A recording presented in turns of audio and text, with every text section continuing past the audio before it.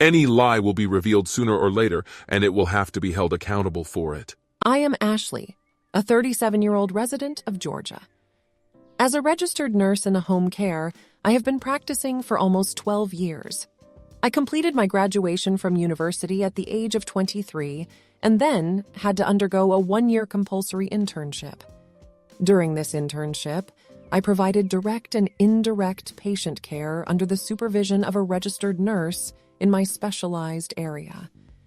Essentially, my role involves communicating with the registered nurse regarding any changes in the patient's clinical condition, diagnostic study results, and symptoms.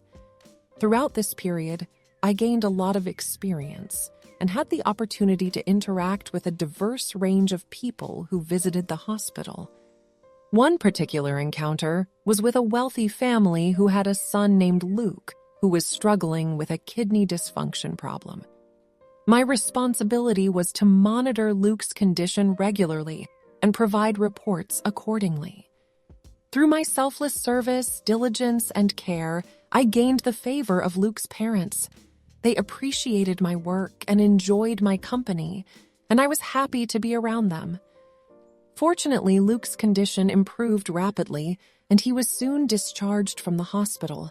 Before leaving, Luke's father gave me his business card and asked me to contact him once I completed my internship. With only 3 months left to complete my internship, I contacted Luke's family and they invited me to their home. During our discussion, they inquired about my future plans. I expressed my desire to secure a promising job and eventually marry the man of my dreams. In response, they offered me a position as their family nurse, which I readily accepted.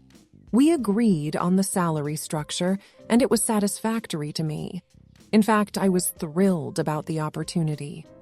Working for this highly esteemed individual made me feel incredibly secure and at ease. I had the privilege of serving them for a period of 2.5 years, during which I had the pleasure of meeting Alan, the uncle of Luke, who made several visits. Alan was an impressive figure, standing tall with a dashing appearance. His well-groomed goatee and spade-shaped beard added to his charm, while his piercing sea rover blue eyes shone with fervor. He moved with the grace of a leopard and emitted a captivating, earthy scent. With a commanding presence, he possessed a deep voice and burly physique. I found myself admiring him as he sat in the living room conversing with his elder brother, Luke's father. It seemed as though he had taken notice of me, and soon his attention was directed towards me. We engaged in conversation and exchanged contact information.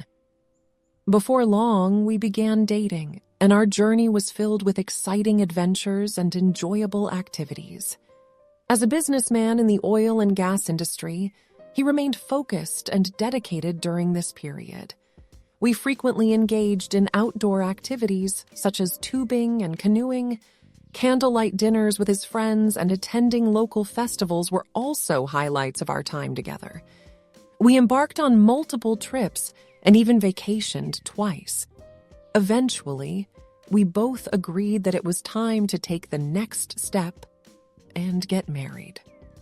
Our warm and elegant spring wedding in California was a beautiful affair, complete with a bouquet-making station. The feeling of excitement was indescribable. Happiness. It is undoubtedly one of the most beautiful moments in our lives. However, to be candid, words fail to fully capture the essence of that special day. Even now, I struggle to find words that can do justice to the whirlwind of emotions that I felt. After a memorable honeymoon in Hawaii, we were ready to face the reality of marriage and family life. Our home was nothing short of great, and Alan was an exceptional husband. He treated me like royalty and gave me his heart. We shared moments of playfulness, prayer, and planning, always together. Alan and I had differing opinions on the gender of our first child. While I wanted a boy, he had his heart set on a baby girl. Despite my initial reservations, I eventually gave in to his wish. Our expectations were high, But as months turned into years, our dream of having a child seemed out of reach. The first and second year of our marriage passed with no sign of pregnancy. We became increasingly concerned and began exploring various options to address the issue. We visited numerous gynecologists and urologists, both in the United States and abroad, but I still couldn't conceive. Pressure from family and friends mounted, and we became increasingly desperate. Adoption was an option, but Alan had reservations and was skeptical. I explained to him that the origin of the sperm and eggs did not matter, as long as the embryo grew within my womb. After some convincing, Alan consented to try in vitro fertilization, IVF, 3 times. Unfortunately, all 3 attempts failed. However, the 4th attempt was successful, and we welcomed a bouncing baby boy whom we named Curtis. Alan adored Curtis, but his desire for a baby girl became a source of tension and my greatest fear.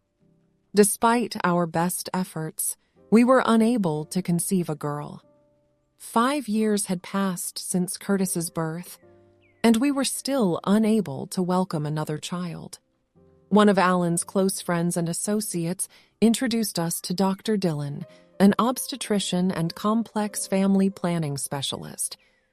During my first visit with him, Alan accompanied me, and Dr. Dillon warmly welcomed us. After conducting a thorough examination, he confirmed that there was nothing wrong with me. However, he recommended that Alan undergo a male fertility test, despite us already having a son. The results of Alan's male fertility test confirmed that he was healthy and fit. Dr. Dillon scheduled a second appointment for me to see him the following week. I awaited the appointment with a sense of desperation and attended the meeting alone since Alan had work and business to attend to. Dr. Dillon was excited to see me again and learned that I was a certified nurse. He was thrilled and inquired about my alma mater and my current place of work. I confided in him and anxiously awaited a diagnosis or examination. To my surprise, he gazed at me with intensity and recounted some mesmerizing and soothing tales. I was so captivated by his stories that my worries dissipated. After spending nearly 3 hours in his company, he instructed me to return in 2 days. And so, 2 days later, I found myself back in his office. He showered me with delectable compliments, starting from my hair all the way down to my shoes and even the color of my nails. I couldn't resist soaking in those delightful words. He then instructed me to recline on the examination bed and continued to regale me with stories and experiences he had amassed over the years. Every so often, he would pause to offer me a compliment, such as, "You look stunning and gorgeous," or "You are an alluring and sexy woman." I would blush and attempt to interject, but he would deftly shift the conversation to a different topic. He was confident, articulate, and astute, and before I knew it, I had developed a crush on him. However, I quickly quashed those feelings. Nevertheless, every time I left his office and returned home, I found myself eagerly anticipating my next visit. It was absurd. I had forgotten about my baby girl with Alan and now found myself yearning for more time with Dylan. I resisted the thought with all my might, but it crumbled like a house of cards when I went to see him. Despite his professional demeanor during his cross-examination, he remained in a hunched posture, looking me in the eye. Suddenly, like a bush on fire, we began kissing. However, I quickly stopped it, got up from the couch, and sat down on a chair in front of his desk, consumed with guilt and sadness. He came up to me, put his hands on my shoulders, and apologized, assuring me that he meant me no harm. I told him in a shaky voice that I was married to Dylan and loved my husband. With those words, I quickly walked out. As I drove home, I pondered the consequences of what had happened if Alan found out the truth. But my infatuation with Dylan continued to intensify, becoming more intense and uncontrollable. All the while, Dylan kept sending me kind and affectionate messages. He reassured me that he was too clever to get caught if we became lovers. Convinced, I quickly changed the password on my phone to conceal our messages from Alan. He scheduled another appointment with me, and I fell for it. Sitting across from him, he spoke in a warm and romantic tone, his voice mid-pitched and alluring. Stretching his hands across the table, he took hold of mine, holding them tightly as he spoke. That was how I was swept up in a reckless affair with him.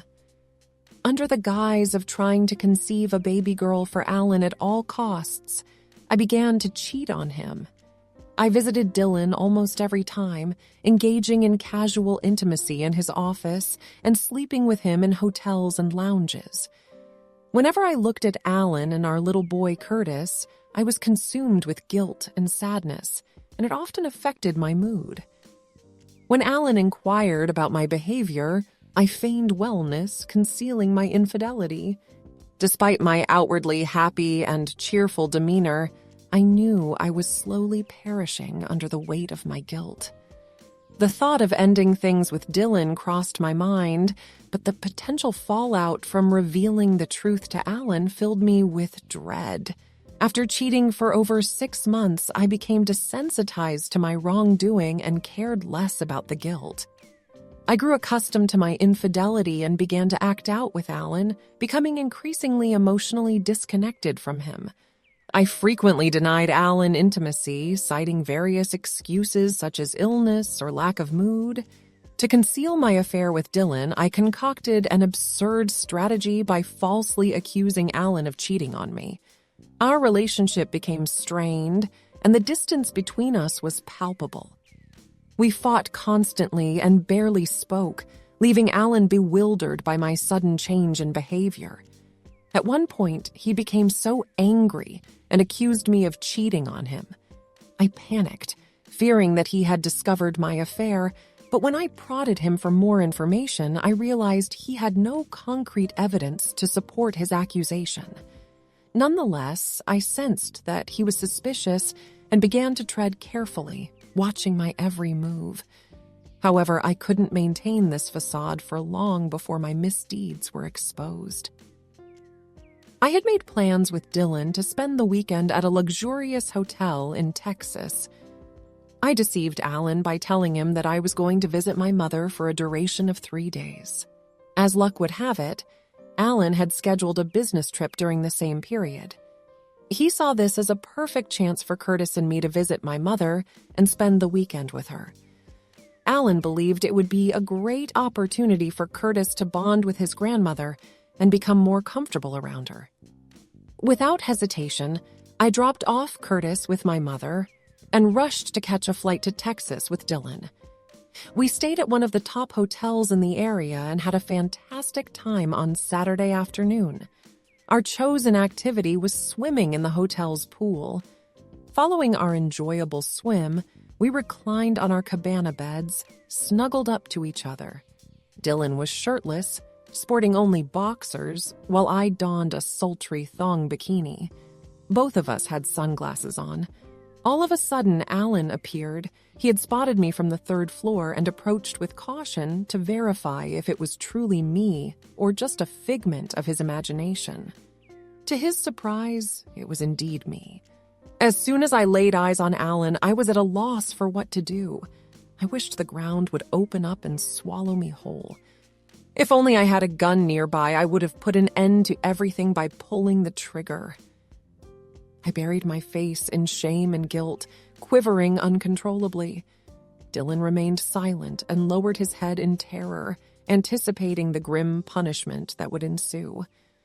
At that moment, I recalled how he had boasted about his intelligence and how he could keep me out of trouble if I became his lover. Unfortunately, becoming Dylan's lover had put us both in a precarious situation. "Jesus Christ!" exclaimed Alan. "What on earth are you doing in Texas with a man?" he asked, his voice trembling with fear and confusion. He quickly approached me, snatched my sunglasses off, and hurled them away before grabbing me tightly. Tears streamed down his face as he cried out, "Why would you do this to me, Ashley?" As Alan approached, I was afraid he was going to squeeze the life out of me. I froze in terror. Dylan visibly trembled as Alan grabbed him and delivered a blow that shattered his sunglasses and lifted him off the ground. In a fit of rage, Alan tossed Dylan into the pool and jumped after him. He pounded Dylan relentlessly and tried to keep his head under the water. Unexpectedly, Dylan fought back with all his might to save his life. The swimming pool became a battleground as the two men fiercely struggled against each other. I stood helplessly by the pool, shouting and screaming for help. Our altercation had caused a commotion, and the hotel staff quickly intervened. They called the police, who arrived promptly in a van and whisked us away from the hotel premises. When we arrived at the police station, we were questioned, and the authorities found out that it was a case of infidelity. They referred the case to a prominent lawyer in Texas and charged us with noise pollution and disturbing the peace. Shortly thereafter, a lawyer arrived and tried to question all three of us. However, neither Dylan nor I could talk, so Alan explained the situation in detail.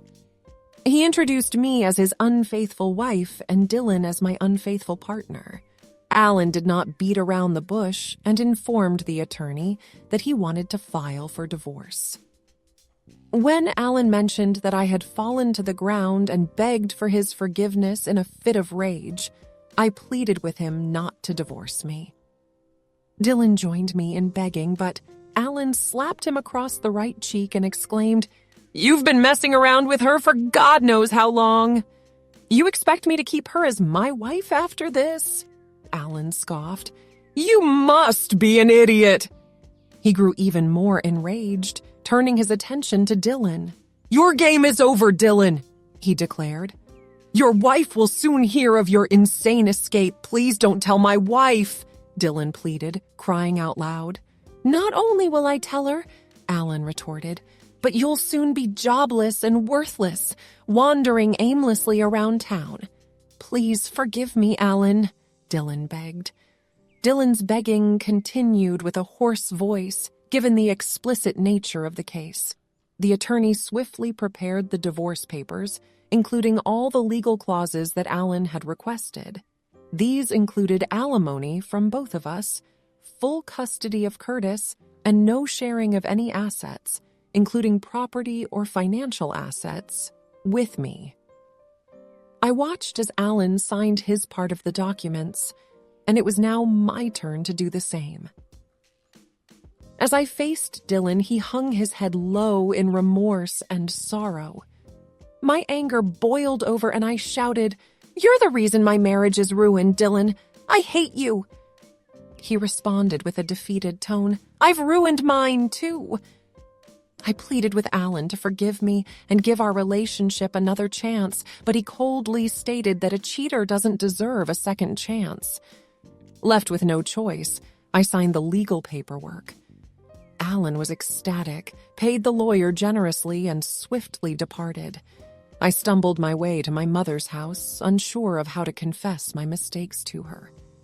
The following day, Alan arrived to collect Curtis, breaking the news to my mother before leaving with him. We were both heartbroken. Soon enough, rumors began to circulate throughout the town. Luke's father even called to express his disappointment. Word reached Dylan's workplace, and he was promptly fired with his license revoked. His wife also filed for divorce. After becoming bankrupt, he roamed the streets in search of a means to survive.